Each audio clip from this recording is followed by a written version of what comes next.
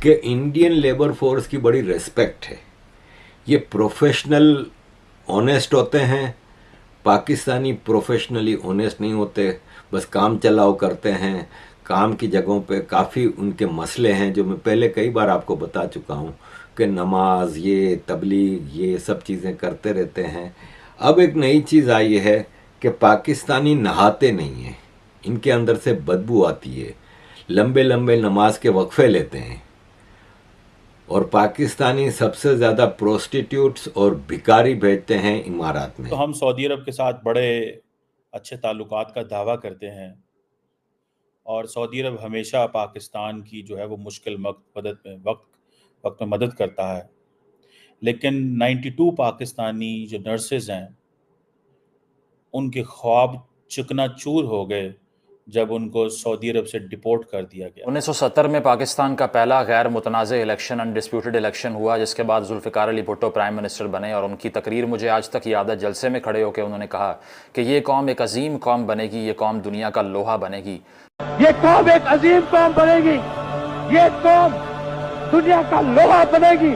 कबूल है आपको, इस कौम को दुनिया का लोहा बना के करेगी।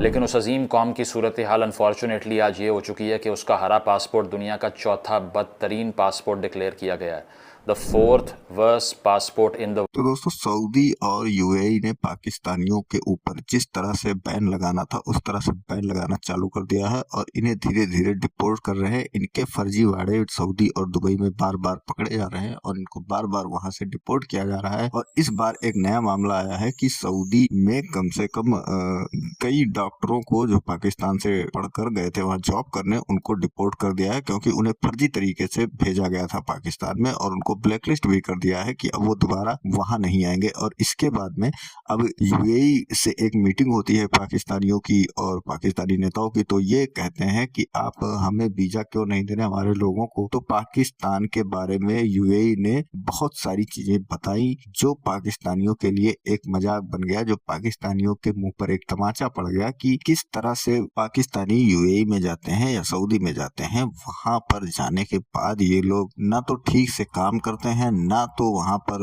इनको जो काम दिया जाता है उसको ठीक से करते हैं। नमाज पढ़ने चले जाते हैं तो लौट कर कम से कम 2 घंटे बाद आते हैं। मतलब पूरा टाइम वेस्ट करते हैं, केवल टाइम पास करने की कोशिश करते हैं जब इनका वर्किंग टाइम होता है तब खासकर। और इसके अलावा अब एक नई चीज और उन्होंने बताई कि ये नहाते भी नहीं है, बहुत ही गंदे। मतलब हंसी आ रही है इन सब चीजों को बताते हुए कि ये वहां पर जाकर नहाते नहीं है, गंदे हैं, बदबूदार है, इनसे बदबू आती है, ऐसा यूएई ने बताया है अपने ऑफिशियल मीटिंग में। ये कोई ऐसे वैसे मीटिंग में नहीं, ऑफिशियल मीटिंग में। जिसके बाद अब पाकिस्तान के ही रिपोर्ट रहे हैं कि जो इन सब चीजों को लेकर काफी चिंतित है और वही इन सब चीजों का खुलासा करते हुए आपको नजर आ रहे हैं वीडियो में। तो अब सोचने वाली बात है कि पाकिस्तानी मतलब जहां जाते हैं वहां अपना नाक कटाने के अलावा अब इनका सबसे बड़ा मार्केट था ये पूरा वेस्ट, जहां पर ये जाते थे, काम वगैरह करते थे और अपने रोजी रोटी चलाते थे। लेकिन अब वहां पर भी ये इतनी गंदगी मचा रखे हैं कि वहां जाने के बाद ये अब नहाते नहीं है, वो अलग बात हो गई। उसके बाद में ये जाते हैं तो वहां पर पॉलिटिक्स करते हैं, उन लोगों के साथ में ये पॉलिटिक्स करते हैं, फ्रॉड करते हैं। यहाँ तक कि सबसे ज्यादा संख्या में अगर वहां के जेलों में कोई बंद है तो वो भी पाकिस्तानी बंद है, भिखारी ये भेजते हैं और इसके अलावा काम चोरी ये करते हैं। तो ये सारी चीजें यूएई ने बताया तो इससे पाकिस्तानी काफी हैरान हो गए और सोच रहे हैं कि हमने तो ऐसा नहीं किया, लेकिन ऐसा क्यों बता रहे हैं। लेकिन सच्चाई इसमें यही है कि वाकई में पाकिस्तानी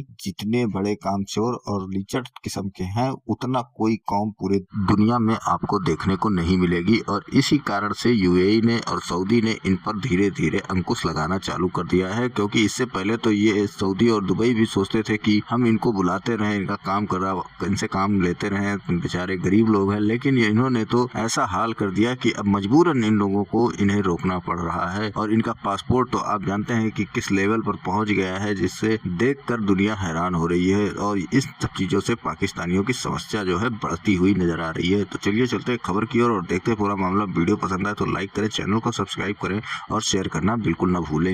ये आ रही हैं कि दुबई ने पहले पाकिस्तान के लिए विजिट वीज़ा बंद किए थे, तो अब वर्क वीज़ा भी बंद कर दिए है। और इस सिलसिले में बहुत से लोग सामने आ रहे हैं कि हमारे वर्क वीज़ा रिजेक्ट कर दिए गए हैं कि काम के औकात में लंबी लंबी नमाज़ें पढ़ते हैं और ज़्यादा वक्त वहाँ पे ये नमाज़ पढ़ने में सर्फ करते हैं और कोई मना भी नहीं कर सकता।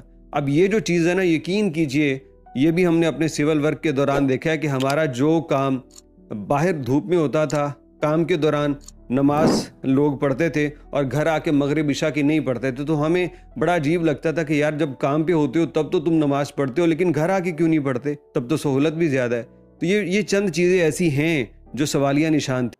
पहली बात तो यह है कि ये तमाम नर्सेज क्वालिफाइड थी, प्रोफेशनल्स थी, लेकिन they became part of a scam जिसमें ऑनलाइन वेरिफिकेशन उनके क्रेडेंशियल्स की हुई थी।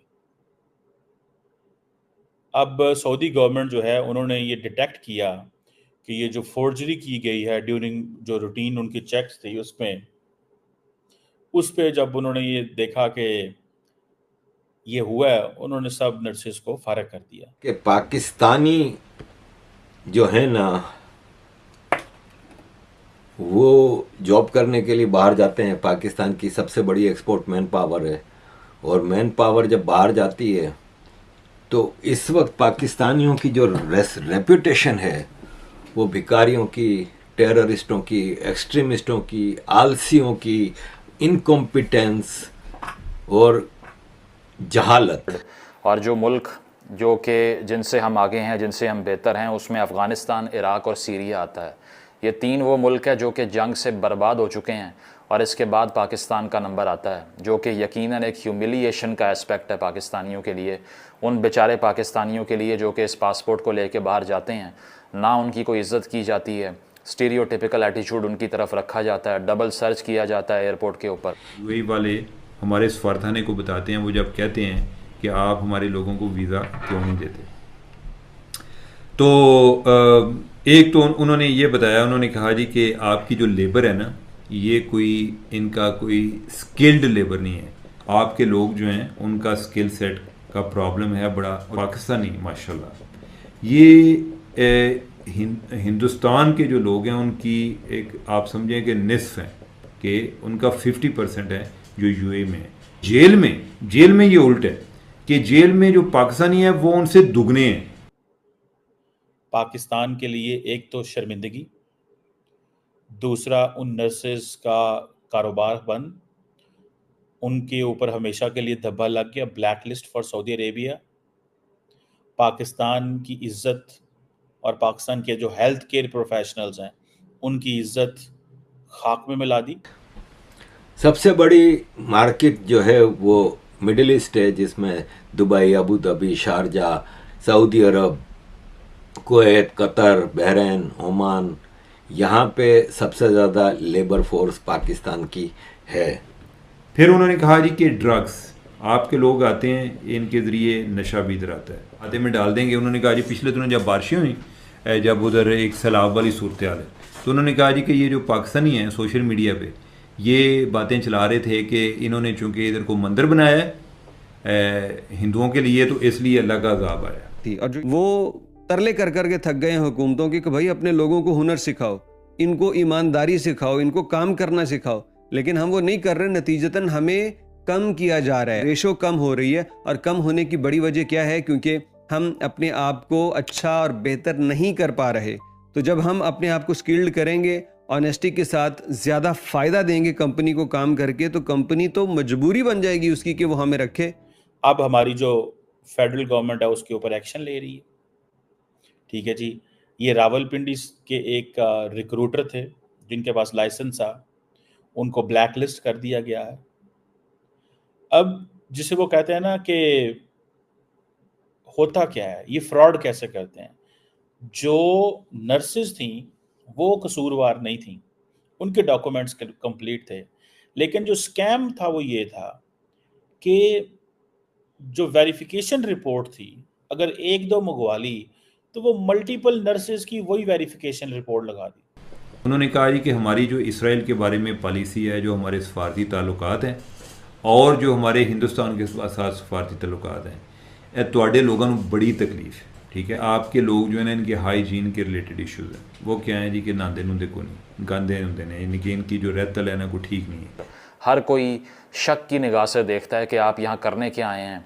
पर्सनल असेसमेंट के इंटरव्यूज़ देने पड़ते हैं। हालांकि जो फर्स्ट वर्ल्ड नेशंस हैं वो जब वीज़ा अप्लाई करती हैं उनके कोई पर्सनल असेसमेंट के इंटरव्यूज़ इस तरह के नहीं होते कि हर किसी को अलग अलग बुला के पूछें कि आप क्या लेने जा रहे हैं, आप क्या करेंगे, क्या आप वापस आ जाएंगे या नहीं, क्योंकि ट्रस्ट ही किसी को नहीं है कि इस मुल्क का शहरी जब ये मुल्क छोड़ेगा और बाहर जाएगा तो उसका वापसी का दिल करेगा, क्योंकि सबको, पूरी दुनिया को इल्म है कि यहाँ सूरत हाल क्या। अब तकरीबन 350 नर्सेज जो हैं उनकी सऊदी अरेबिया में जॉब हो गई।